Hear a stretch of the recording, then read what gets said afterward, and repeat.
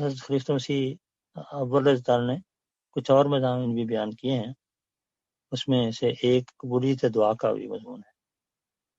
تو فرماتے ہیں کہ حقائق الفرقان صفحہ 336 پیج 336 کہتے ہیں کہ بہت ہی مخلط طبع ہو کر، مخلط طبع یہ ہوتا ہے کہ اپنے ذہن کو خالی کر کے، صاف کر کے،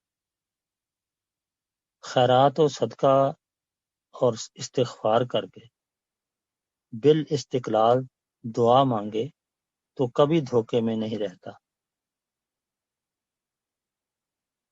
فرمایا میں نے بارہا اس اصل سے مدد لی ہے، یعنی ان شرائط سے دعا کرتا ہوں۔ کیا کیا شرائط ہیں؟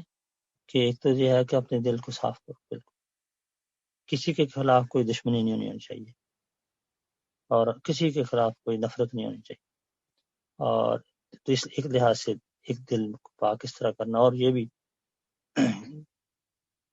کہ اپنے دل کو صاف کر کے اللہ کی طرف لگا، اور اس کے پھر کیا ہے، خیرات و صدقہ کرو، کچھ صدقہ دو۔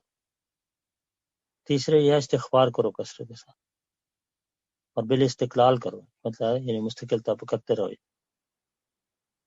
تو فرمایا اگر اس طرح، پھر دوسری ساتھ ہی آگے کچھ ہی مضمون ہے کہ نماز میں پھر میں دعا مانگتا ہوں، پھر اگلی بات نماز کی پابندی بھی کرے۔ فرمایا اگر ایسا کرو گے تو خدا ضرور دعا قبول کرتا ہے۔